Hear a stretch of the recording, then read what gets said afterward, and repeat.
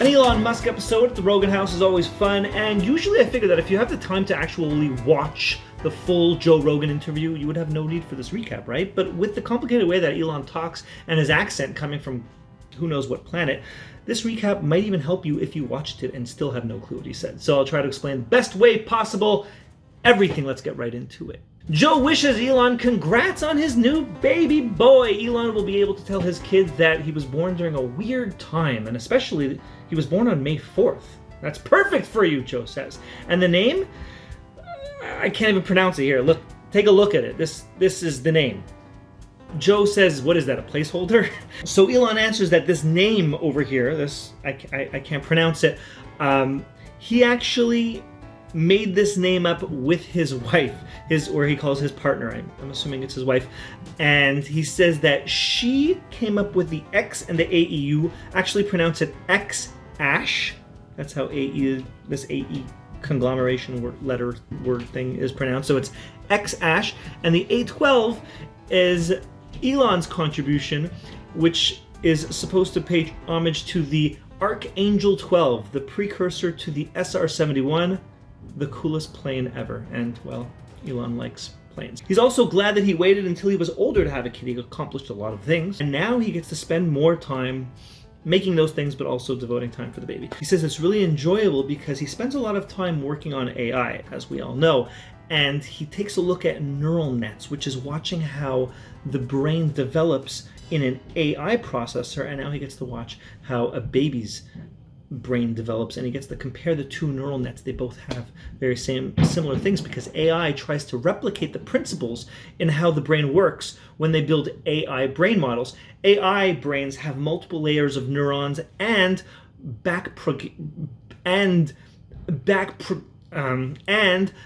propagation, which is backwards propagation of errors, which is how an AI weighs decisions. Cool stuff. Joe asks the newsworthy question of, why are you selling all your possessions? Classic Elon Musk answer, I'm kind of sad about it, actually. Well, then why are you doing it? He says he's got too many possessions, it's weighing him down. People would attack him and say, hey, billionaire, you got all this stuff. Well, now I don't, so what are you gonna do? What an answer. Also, he says that he has all these houses that he wasn't using anyways, so the assets could just be better used than just sitting around. Gene Wilder's house that he's selling, he has in the contract that whoever buys it can't change it. All of the cabinets are handmade, and they're like odd shapes, and there's like doors to nowhere, and strange like corridors and tunnels, and really odd paintings on the wall. He bought it when it was on the market because it was across the street from his house, and he was getting privacy issues of people climbing over walls to see him, and also they were going to tear the house down, and he wanted to preserve it. But then he started buying out more houses in the area for more privacy, and then he figured, why not build his own dream house? You know, like with the dome that opens up and the stealth helicopter.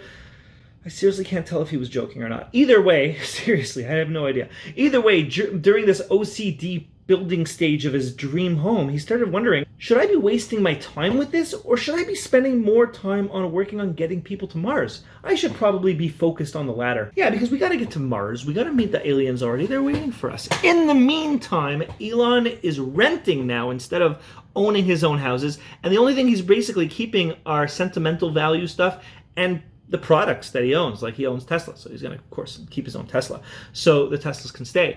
Being a billionaire itself, he feels that the public unfairly looks down on something like that. Let me take Warren Buffett, for example, and to be totally frank, I'm not his biggest fan. Whoa! Oh, this.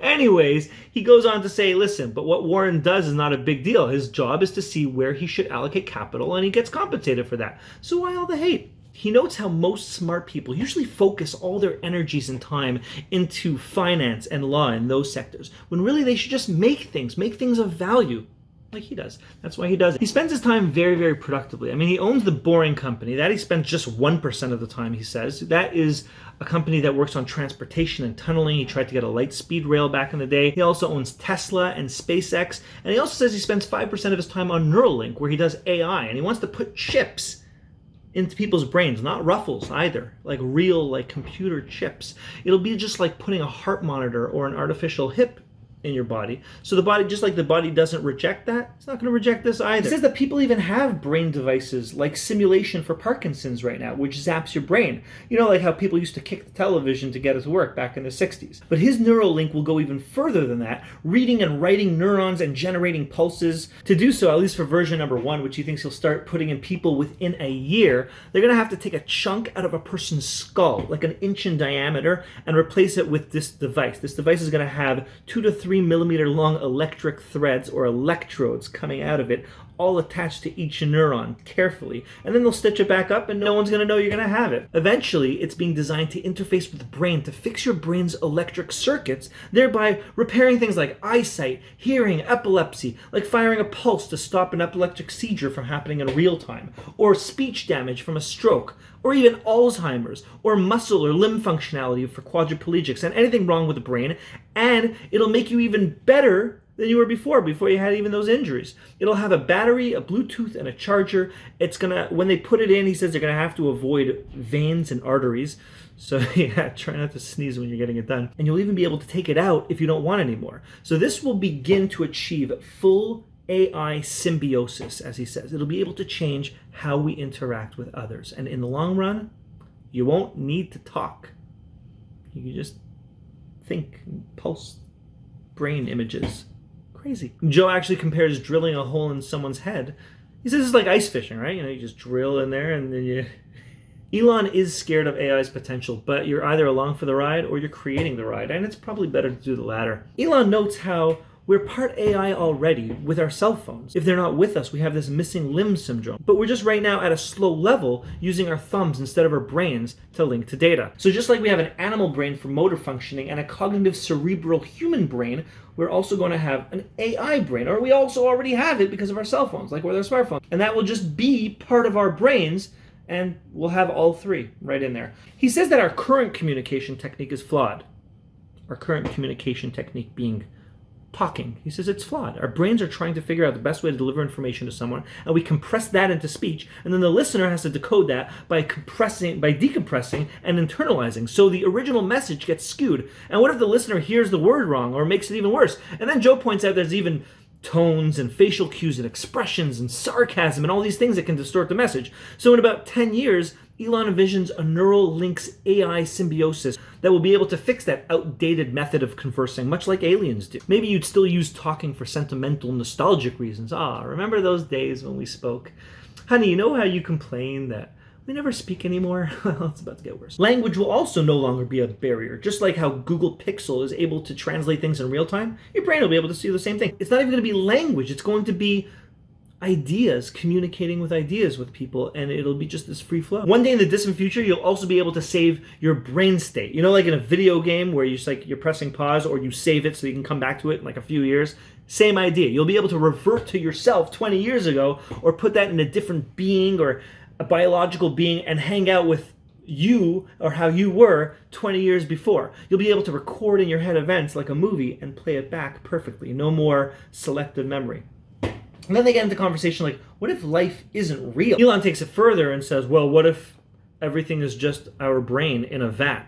And well, that's what it is. Because everything that you think and feel are all just electronic senses, and that's all. And that brings us to delve into what consciousness is. Of course, the universe started off as particles, and somewhere along the lines, hydrogen turned into matter, and consciousness just got in there somehow. And although we don't know how it got in there, Elon hopes that it evolves even more, it gets even more sophisticated, and we'll be able to one day ask the real questions that we need to know from the universe. And in the meantime, we always aspire to improve. Joe worries that with all the Neuralink just erasing communication via mouth, he feels like he's going to miss language, though, and he's going to miss wise sayings, which Elon says, yes, the clever compression of a concept. That's what Elon calls it. Joe still wants to have campfires and talking and singing. He says he'll miss it, like when you listen to electronic music and you say, I really miss those guitar strings. Elon answers, I also like guitar. Seriously, he said it like a robot. Globalization is something that worries Elon, especially with all these countries being in close contact with each other now. Everyone is just a phone call, a click, or just a video chat away. Hi. That means there's less isolation for countries or people to grow on their own, and if one bad idea goes viral in one country, going into 25 countries. How do you protect yourself from it if every country gets this mind virus, as he calls it, right away? He also says that Neuralink will give people a productivity advantage over others times 10. But if you complain that that's not fair, corporations already have that. Elon himself can't build a rocket, but collectively 8,000 people in his company can all do a lot when they put their minds together. Right? Joe says, hey, tough guy, when are you going to put the Neuralink chip in your own brain? He says, I'll do it right away. Whoa. I'll do it right away if it proves that it can actually help people that have brain injury and things like that, and it's safe, no problem. At some point, everybody's going to want it. And this is key, by the way, for people who are like, I would never do such a thing and put that thing in my head. Are you crazy? Government's going to be watching me. I totally get that. I was one of those people until I heard Elon say this. If you develop Alzheimer's, and you can't even remember your kid's name, and this little chip says it's going to restore your cognitive function, and it's going to allow you to remember everything, you're going to want to put that thing in your brain. Joe asks him to predict what AI is going to be like 25 years into the future, and he has to think about it for a second, and he says he sees a full brain interface where almost all the neurons are connected to you, these sort of AI extensions of yourself. Just like when you die and your social media post still exists, you will have even more of who you are and how you think in the cloud that you can just upload to that cloud, and it's like you're still speaking to that person. And now it's time for COVID talk. Every Joe Rogan episode always has to have a little bit of COVID talk, so Joe remarks how so many people are reacting to it differently. Some people are asymptomatic, some people have cough, some people have fever. It's like different viruses for everybody. Elon, however, says, I have something else to say. And Elon gets very controversial. He says the mortality rate is probably less than what they are reporting. Same thing that Donald Trump is starting to say. But he says it's by a factor of probably 10 times less that we see. Or people are dying at a rate of 50 times less of what's being reported. He says most of the hospitals are half empty at 30% capacity. It's as if people want to create a panic out there. There's a silver lining that people are all now more cognizant of hygiene. And that's also good practice for when we have a real fatal virus like Ebola or Spanish flu that actually kill people. And he says that's inevitable. That's going to happen. We will now be more ready for that when it shows up. He basically says, wake me up when it kills a lot of healthy young people. Then you know we have to worry. In the meantime, it's just getting the elderly. And based on Elon's tweet recently that America needs its liberty, Joe starts talking about the power of Twitter to have 1 million people being able to communicate to someone, something that was not possible before. But it's like giving guns to 1 million monkeys. They all start shooting, not realizing the power they have. You know, let's get a celebrity upset. Let's get someone fired. Let's make a company go under. They're all doing this fun stuff. Yeah, Elon says it's like a war zone, but like a war, you don't hate the soldier on the other side. It's like a game. You don't know the other person. You don't really take it personally. Joe also finds it funny when people don't recognize parody, like The Onion or Andrew Boyle's Tanya McGrath character, and they get really furious. He finds that to be very entertaining. I probably would too, but I'm busy making videos like this. Joe also brings up that CNN report where they said that Elon never gave those hospitals those ventilators, and Elon posted on Twitter all the pictures saying, these are all the Twitter posts of hospitals saying thank you to me. Joe found that very, very sad. He's like, it's annoying as the person who reads CNN, and you want to think of them as responsible conveyor of the facts. And Elon responds, yeah, I don't think CNN is that. They both find it sad that there's no unbiased source of objective information anywhere. Joe reads New York Times and LA Times, and he doesn't even trust them. Joe does trust Matt Taibbi of the Rolling Stones. He says he does a lot of good in-depth investigative reports, and usually he is pretty much the best example of an objective reporter. All right, so back to more COVID talk. Joe realizes that most people don't even know what they're talking about when it comes to COVID because it's so new, and people claim to be experts, but all those experts are wrong too. Yeah, we're gonna have 2 million deaths. Actually, no, 10,000. No, 60,000, 50, yeah, exactly. Elon says that the most important thing is that we don't lose our civil liberties in this process with all these people being arrested for just going out on the street, because many died for us in our country to have that, and we should treasure that. But people are now giving that up easily, saying, yes, police, arrest that person for walking down the street or for hanging out with his friends. Our Constitution is being violated, Elon argues. People should be able to live their lives and take whatever risks they want, not get arrested for opening up a shop. People just think that they could stay home and the economy is just going to make stuff for you. He says, let me just break it to the fools out there. If you don't make stuff, there's no stuff. If you don't make the food, if you don't process the food, transport the food, or make medical treatment, there's no stuff. Things have to be made, and people need to make it. People got to get out there and work. Elon supposes that the lockdown may have been too much. Even though we're getting a lot of disinformation from China, he knows that China is back at full capacity. He has plants there, and he has 7,000 staff members, and he says none of them died. Of course, how does he know that one of the managers isn't like, oh, where's John Yi? Okay, we're going to get John Lin instead. Okay, same thing. We'll just write his name in there. So you don't know. But he says he does, so. He says that going forward, now that we're opening America back up, we should start diagnosing COVID cases differently. People that are actual COVID cases versus those who have COVID symptoms, but are really other issues, because the list of symptoms that could be COVID cases are really a mile long. If someone has COVID and was eaten by a shark, it's going to be recorded as a COVID death right now in the hospitals. But he doesn't really blame the hospitals for doing that, because they're getting stimulus money every time someone dies from a corona death, and they can either say that it's a corona death and get an extra $5,000, or they'll say, oh no, it was a heart attack and had nothing to do with corona, and then they don't get that money, and they're starved for money, so they're going to have to fire a doctor because of that. So really, it's a tough moral quandary. And he says it's not a question if hospitals are doing this. This is what's actually occurring. It's proven. The public health officials have literally said that this is happening. Not only that, they speak about how the flu kills 60,000 Americans each year, and smoking kills 500,000 Americans each year also, and you don't hear any politicians trying to fight that. Elon notes that Tylenol, before the whole opioid crisis, was actually the #1 killer of drugs in people, because people would mix it with alcohol and it would destroy their liver. Because what did people take for a hangover? Exactly. Joe saw online that the average age of someone dying from COVID is older than the average age of death. That was probably a meme, but still crazy. This also teaches Elon the lesson that anytime someone is sick, you should stay away from your grandparents who have a weaker immune system. Elon notes that once you're a little bit older, it's harder to lose weight also, and Joe recalls that, oh yeah, obesity is the #1 COVID factor. But Elon says, I'd rather eat a tasty meal and live a little bit of a shorter life. So maybe have some tasty food, just less portions. Although Joe likes intermittent fasting, Elon teaches us that eating before sleeping negatively affects sleep, because then your body will digest the food that you just ate as you're sleeping, and that causes heartburn, damages your pyloric sphincter and your esophagus, and booze is even worse. So he promises that if you avoid eating or drinking before bed, your quality of life will improve tremendously. He doesn't exercise much, maybe a few weights or going on the treadmill, watching a show like Black Mirror. Don't watch Black Mirror before you go to bed either. He jokes. Joe and Jamie point out that Black Mirror is actually holding off on season 6 right now because it's so similar to the coronavirus. The show is getting way too accurate for the world, and they're putting season 6 on hold because it's just too accurate. Eerie. Elon does dabble in martial arts like Taekwondo, Karate, Judo, and Brazilian Jiu-Jitsu. They talk how Jiu-Jitsu is like another language and it helps improve focus. And he enjoys watching the UFC.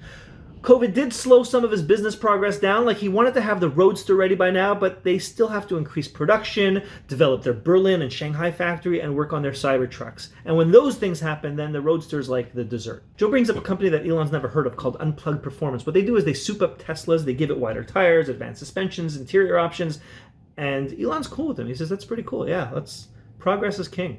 Joe also says that he bought a Tesla recently. He says it makes his other cars look stupid. It actually changes the driving experience. Like, you touch the gas pedal and it just takes off. So you'll step down on the gas pedal and rah! Elon hints that the Roadster will be more unfair than even that, because they're going to be borrowing technology from his SpaceX rocket knowledge. 0 to 60 in 1.9 seconds. That's just the base model of the Roadster. The upper models are going to be even faster than that, but he won't go into details because you have to wait till the unveiling. Remember the time when Elon accidentally broke the Cybertruck car window during his demo? He says, yeah, they were practicing all day throwing steel balls and sledgehammers at the window, and it didn't break. But then when he hit the sledgehammer to it, it probably chipped the corner of the window doing that, and so it was already loose when he did the demo. And then ouch. Well, that explains everything. Elon's always an incredible guest at the Joe Rogan podcast. He always has so much information, and he makes you so excited about the future and deathly scared at the same time. So, cool stuff. I really enjoyed it. And if this was good enough for you, tell me so in the comments.